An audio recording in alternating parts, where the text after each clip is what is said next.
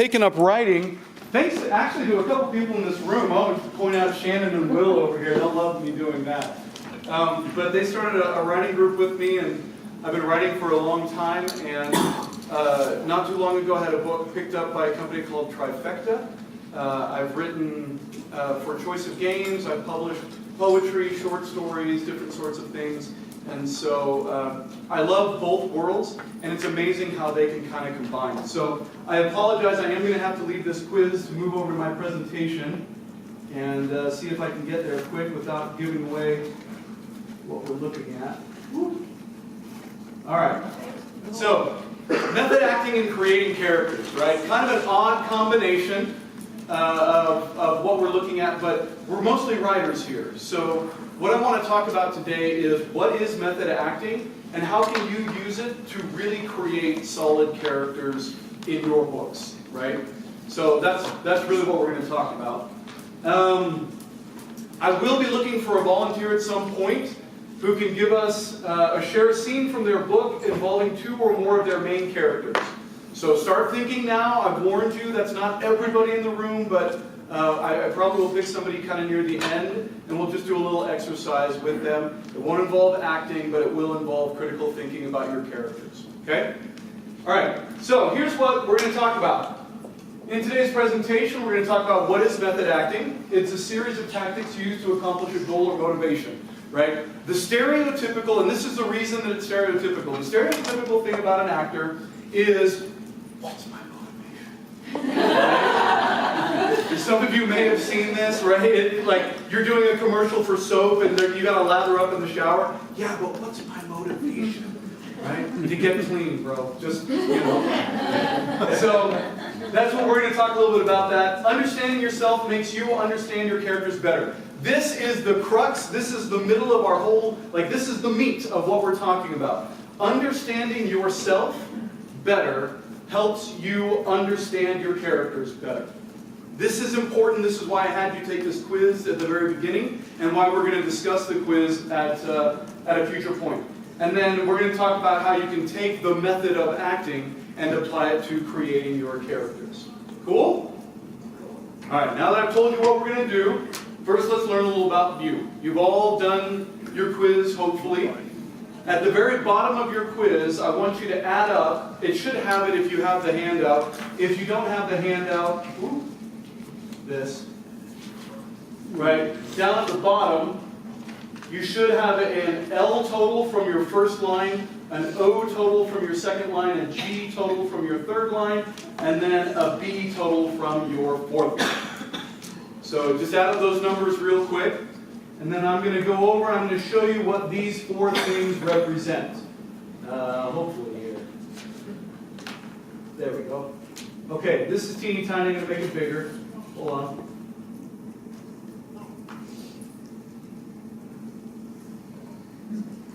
Alright, so what you're looking at for LOGB is these things.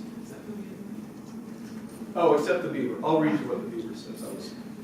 I had to drop it. Okay, not the beaver, right? If you're in the B line, sorry.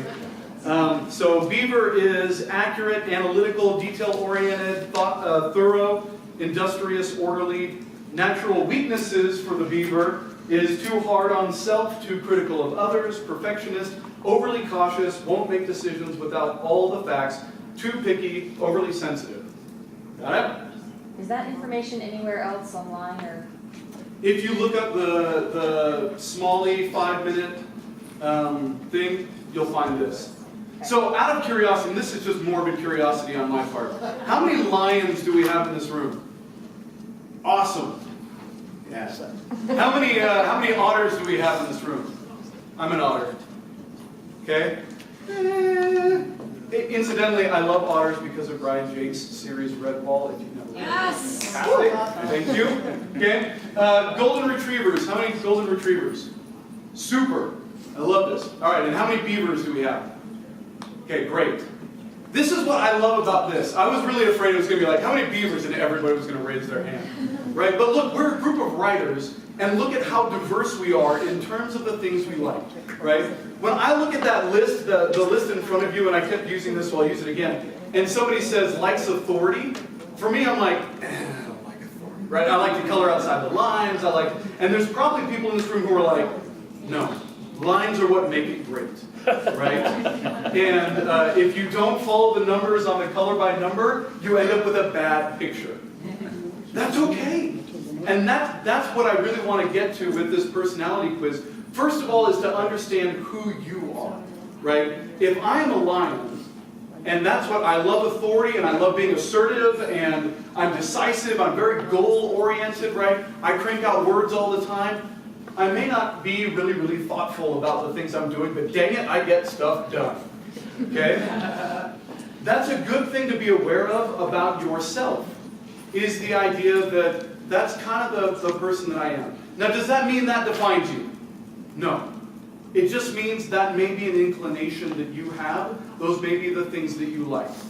Now, the cool thing about this is, when I said let's go around the room and see how many lions we have, how many otters we have, beavers, golden retrievers, there was a pretty fair shake at, different hands being raised all the time.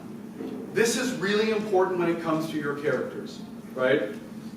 I'm an otter, and my favorite character that I love to write is an otter. The guy who's out there having fun, right? My authoritative figures, eventually I'm kind of like, this guy's a jerk, right? And I don't like him. I like somebody who likes to have fun. And, in the same sort of thing, I love to have golden retrievers get killed in my books, right? They're so loyal, they're so loving. Rip their heart out when Gurgi dies, right? So that's wonderful. But, and same thing, you've got your calculating, right? These are like all my villains in my books, right? They're over-calculating, they're really, that sort of thing. But the thing is that that's because I am an otter, that's the way I sort of see the world. The thing I want to do is break your mind out of where you sit and think, there are heroes that are beavers. Can you guys think of any analytical heroes? Sherlock Holmes. Sherlock Holmes is a fantastic example. Fantastic example of a hero who is not necessarily, he's not an otter for sure, right? But he is a fantastic hero. How about golden retrievers? Loyal, friendly, courteous, kind, obedient, cheerful, and thrifty. Harry Potter is a great one, right? Samwise Gamgee is, so I know a lot of people who say Samwise is a real hero in Lord of the Rings, but he's the golden retriever. Right? Yeah, you whipped me, but I'm still here, and I can't carry the ring, but I can carry you! Right? You guys know, that's like the utmost of loyalty. How about otters? Think about all those glib, men in romantic comedies type deal, like the Playboy, that sort of thing. I think of the, I am who I am because of what I must be, or whatever, Batman says, because he's the Playboy. I'm thinking of Psych. I don't know why. I don't know if that's a good example or not, but sometimes you're just like, dude, you're so not in touch with reality. And if I was friends with you in real life, like I would run away. If you did the things to me that you do to Gus, I would never want to be friends with you. But yet you're still my hero because you're just fun. He's so likable. He's so fun. Yeah. Great example. And then, of course, lion, right? This is the stereotypical, I got the broadsword, and I'm walking in, and I'm just cutting things up. That's Aragorn. Conan, or Aragorn. Maximus. Maximus, yes, would be a great example. Liam Neeson and Taken. Gladiator. Okay, so this is the reason that we do this test, is to better understand yourself, so that you can better understand the characters, right? Think about your characters and where they fit into this. Now, we're going to move into some of what we're talking about. So great acting doesn't just happen. This is a misnomer in acting, is that, he just was naturally talented, and so, Marlon Brando. There you go. No, Marlon Brando studied the act of acting, what it is, and he was very, very thoughtful about what he did. Now, I put some people up here that I think are really good actors, and they are sometimes mentioned as method actors. The quintessential poster child is right here in the middle, the Godfather himself, right, is Marlon Brando. But method has been around for a long time. It actually started with a guy named Stanislavski, and then it's been changed in the United States to different techniques. But here you go. So Dustin Hoffman is also a well-known method actor. He had to play a homeless man, so he went and lived as a homeless man for like 3 months so that he could understand what it was like to be a homeless man, right? Anthony Hopkins is a great example of an actor. Academy Award, of course, for his role in Silence of the Lambs. But then he's in like Remains of the Day as this kind of depressed father. You know, all these different kind of, and then he's in Zorro. I was like, what the heck? He's showing up and he's, you know, the Zorro. Now, I actually really like these two people. Whether or not you do is a different story, and we could debate all day long. But there is no doubt that DiCaprio has had quite a prolific career, and he has played a lot of different types of characters, right? From Jack in Titanic to the Revenant himself. And so, pretty impressive. Kate Winslet, I just love Kate Winslet in general. And then, I really do love Julie Andrews. So, great acting doesn't just happen. These guys, I mean, there is techniques. I've been on sets with people, and they're like, all right, guys, what are we doing? Let's do it, right? And then I've had other people that are like, I'm in my zone, in my craft, right? And I like to think I'm somewhere kind of in the middle. Let's get it done, but let's be thoughtful about what we're doing. So, the same is true of great characters. Great characters don't just happen, right? Elizabeth Bennet did not just fall out of Jane Austen's head. I don't think. Maybe she did. I don't know. Right? But I love this picture because look at how many different ways we've tried to portray Elizabeth Bennet. When you create a really solid, abiding character that people love, it resonates. So with Harry Potter, right, which was brought up earlier, a friend of mine just started rereading Harry Potter. And they were like, I'm so excited. And I was like, why are you so excited? And they're like, I don't know, but I just love. And I was like, it's because it's like going back to hang out with your friends. Like, yeah, that's exactly it. Like, I'm like Harry's my best friend, and Ron and Hermione. I want to go live with these guys, right? And that's because they are the kind of characters that we want to live with. But they don't just happen, right? We need to be thoughtful about who are these characters, what roles do they fill, what depth do they have, right? Now, you may, going back to our personality tests, right? You may have characters that are just one of these things. But generally speaking, we are much deeper than this. Which is why, you know, the question of, can I just put 2 4s on here? Or can I put a 0 because I hate this one thing? Right? But maybe that's in the channel of, you know, for me it's an otter, but I really don't like how otters are often portrayed as being irresponsible. Right? I try to be a very responsible individual. Or playboys. Sorry? Or playboys. Or playboys, right. I don't want to be seen as the playboy necessarily, because I want to be more responsible. And so, that's an important thing to think about with your character. Are there things about this that they loathe, right? Do they know that they are unrealistic and they tend to be an optimist? And at the end of your book, it is their optimism that ends up saving the day, but they don't like being optimistic all the time because they're in a high school where everyone hates them. Something like that, right? Okay. You can use all these things, but I'm not copyrighting them here. But, all right. So, is it method or madness? I love this picture, right? So, you guys know this is Marlon Brando. Does anybody know what he's yelling right now? Stop! Right, this is this famous scene from Streetcar Named Desire, and this is the Joker, right? From Suicide Squad. Now, a lot of people pointed at him, and I put him up here intentionally. Sorry, Shannon. Because he gets this rap of being like, oh, this is method acting. This is method acting gone wrong. Okay?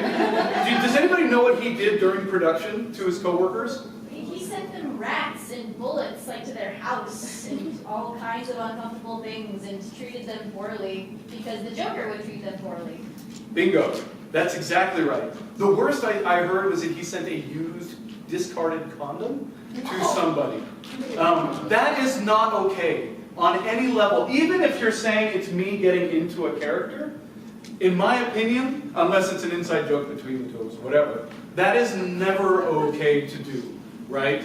And so the reason I put this up here is because when a lot of people think of method acting, what they think is, it is somebody becoming the character. When you are a great actor, you know what your character is and you know how to put yourself into that role, but you also know how to take yourself out of that role. And this to me is why you study acting. You study acting so that you can put your toys away when you're done playing the Joker, or when you're done playing whatever. Now, the funniest thing is, I said I've been in acting for a long time. I'm almost always cast as a villain. And I don't really know why that is. Most people don't, or they don't tell me in my face. Like, Richie, you're a real mean guy. But for some reason, I always get put in those mean roles. And I love playing them. But I had this wake-up call. My first big role ever was Rooster in Annie, right? So I have this love for, my brain goes, what's the Tim guy? Curry. Tim Curry, thank you. So I had this love for Tim Curry because he was Rooster in the original Annie movie. And anyway, I was talking to my sister one day, and I was like, and in high school. And she said, Richie, since you started playing Rooster, you're different. I was like, what do you mean? She said, you're a little more cocky, you're kind of more of a jerk. And I'm glad that happened to me in high school, because it was a big wake-up call of, is my character changing who I am? Guys, you cannot let your writing, your characters, anything, right? There's nothing wrong with interacting with them. There's nothing wrong with talking to them, I think, right? But you cannot lose that core of who you are, okay? That's important to me. That's personal. I get to say that because I'm the presenter. Okay, that's why, is it method or madness? I am not my character, right? That's not to say you can't close the door and say, I'm going to live as my character for an hour to see what they would do. But when you're done with that hour, put your character away. Cool? Okay.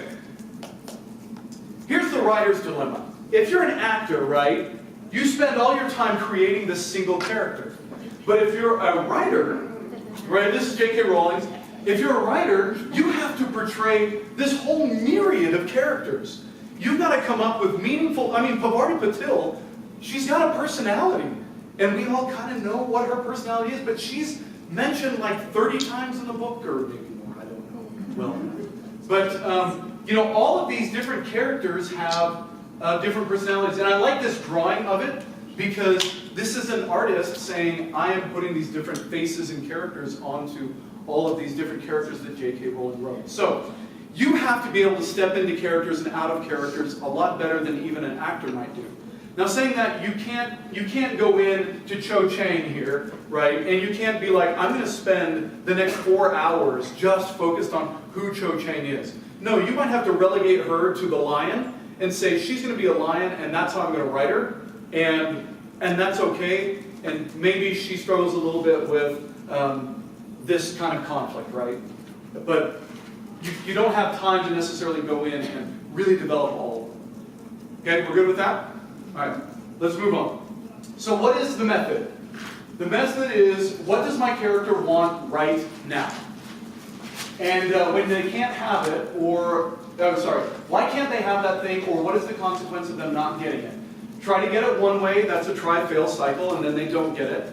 Right? Try and get it another way, that's another try-fail cycle, and they don't get it. Try to get it a third way, try and fail, and if they don't get it, then you had your last-ditch effort, right? So this is what Stanislavski put forth in terms of the acting studio and all this kind of stuff, is this idea of what are you trying to accomplish in this scene? And generally there is something inhibiting it. Okay? Let me give you an example of what I'm talking about.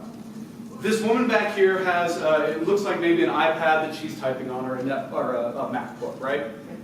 I really want your MacBook. But I can't just walk over and take it. That's socially unacceptable, and all these people would boo me, and I'm not willing to accept that.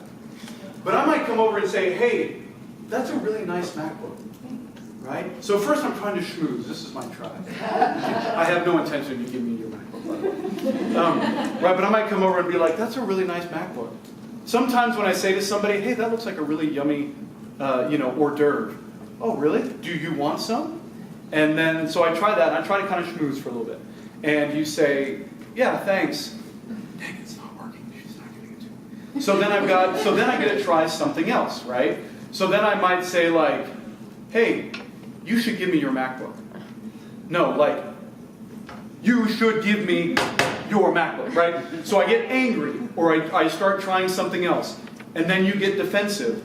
And then I say, oh, she's defensive, I need to get her to come back so that I can just take it, right? So I'm like, oh, I'm sorry, did I scare you? I apologize. I just really wanted to talk to you about your MacBook. Whoa! Right? That's what Sounds like right? Then this guy over here tases me because I'm trying to take someone's MacBook. And so then my last ditch effort, right, is me laying and twitching on the ground going, right? So, I use a silly example, but you go through that and you think about it. So let me talk about like romance. This is critical. You get two people into a scene, right? We talk about sexual tension and all that kind of stuff, right? You get two people into the scene, and it might be the guy really wants her to say, I love you first, okay? Then how does he try to get her to say, I love you? And think about where he fits on the circle, right? If he's a lion, he might be more, I'm not going to say I love you. That's just who I am, and I'm not going to say that first. And they might be very forthcoming with that. If they're a golden retriever, on the other hand, they will not even get close to saying I love you. They will just, so, how do you feel about me? Right? And if they're a beaver, they've thought the whole thing through. I'm going to navigate this conversation so I can get to the point where she says I love you. Make sense? Okay? Now this can be a little bit difficult, but it is very, very important that you understand what it is that your character wants. Because when your character wants something, they become interesting. When they don't want something, when their whole goal is just, to kill orcs, that begins to get boring after a little while. I think about, somebody talked about it yesterday, right, the scene in The Avengers, which is so awesome. Aliens pouring through the sky, right? And then there's all this amazing fighting happening around the time that Iron Man does his amazing, shoots his beams off of Captain America's shield. I was geeking out. Coolest thing ever. I looked over at my wife, who was in the theater with me, and I was like, how can she be asleep? Off of his shield! Right? But the thing is that after a while, that just gets boring to a lot of people. And we're getting more, I find it in myself. Like when I watch Transformers, I'm like, babe, come on, man. I get they're all fighting and fighting and fighting, but nobody wants anything except to win anymore. Give me something that's more interesting. So, try, fails, and obstacles. Let's talk about, sorry. So I've got motivation, right? This is what I want. I've got an obstacle, the thing that's preventing me from getting what I want, right? Whether that's social norms, or whether that's, I'm afraid of getting hurt, right? I don't want to say I love you first, because if I say it and she says no, I don't think I can handle that kind of rejection. Right? Thank you if anybody got that. All right. So you need to know what the obstacle is that's preventing, right? What's stopping me from just grabbing this young lady's iBook, or whatever, MacBook, and running out the door? Why am I not just doing that? Because you don't want to be typecast as a villain. Thank you. Yes, that's a big deal. Yes, sir. Yes. No, so public perception, right? What else? Consequence. I know the cops are going to run me down, and I'm going to go to jail, and I've got kids at home who need me to come home tonight. What else? Yes. I think now I'm not sure what all of the, odd characteristics were, but there's some degree of, sympathy of, I would want to do that to her too. Like there's some degree of human connection, and I think feeling bad for the person if you were to outright steal their stuff. Yeah. If I may use, Shannon, are you okay if I use Dukes for a moment here? So Shannon has a character in one of her books that I love this character. He's a dark villainous character, so you see why I love him. Right? I relate. Stave also. But there is a moment where his feelings prevent him from doing the evil things that he always does. It's just one time he does a good thing. All the rest of the time he's terrible. And when do you think is the most fascinating moment of that whole character arc? That moment when the obstacle prevents him from doing the evil thing that he has always kind of wanted to do.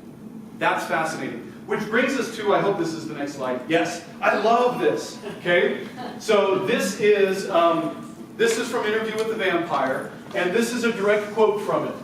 A vampire with a human soul, right? An immortal with mortal's passions. You are beautiful, my friend. Now, the first time I saw this, that made me a little uncomfortable, and not that it should have. I shouldn't admit that out loud. But immediately, I was like, homoerotic overtones and all this kind of stuff, right? Lestat must have wept when he made you. I love this quote from Interview with the Vampire because as I've thought about this over and over and over again, what is it that's so beautiful about, it's Armand, right? Armand's character. Armand says it about Louis. Oh, thank you. Armand says it about Louis, right?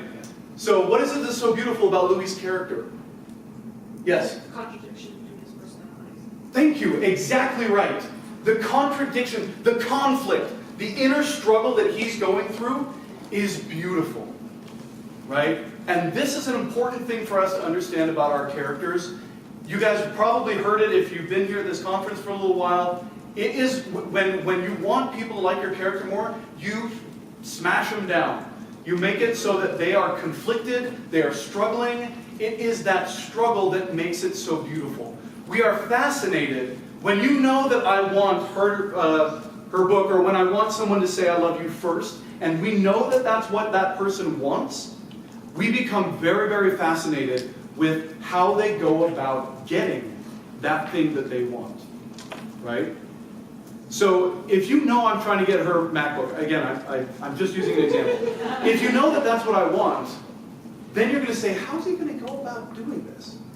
Well, I start choosing it, all this kind of stuff, right? If you know that the two characters love each other, but they're not willing to admit it to each other, right? Every, romance book ever. It's just this angst between the two of them, and them struggling, and all this kind of stuff, and we love it, right? We love them struggling with this obstacle. And the dichotomy of the character, this idea that you are an immortal, you are a vampire, but you will not let go of your human emotions, you will not let go of your mortal passions to care for another person, right? Kirsten Dunst, I can't remember what her name is. Claudia. Sorry? Claudia. Claudia. His willingness to care for Claudia, right? This is beautiful because he will not embrace what he is, and he struggles this whole time, and we love it.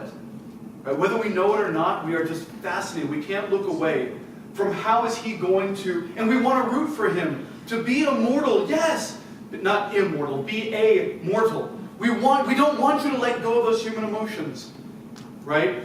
And so that conflict, that struggle, is what makes him a beautiful character to us. Now, let me tell you a little story. And this is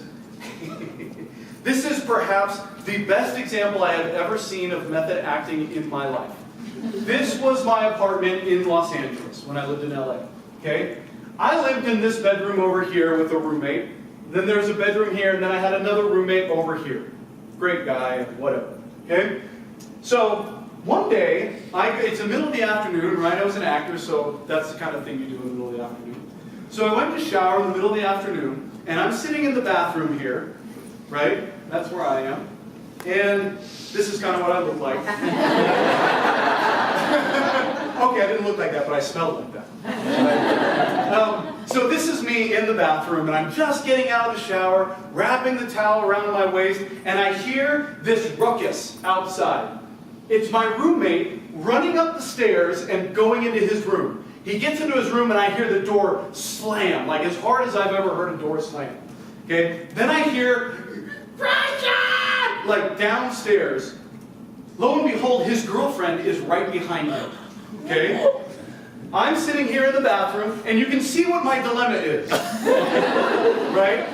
Looking like Old Spice, and this is what's going on over here. Okay? These two are having perhaps the loudest, strongest, drag-out, drop-down, screeching fight that I have ever heard in my life, right? And this, to be fair, like, they were passionate people. And so they're sitting there on either side of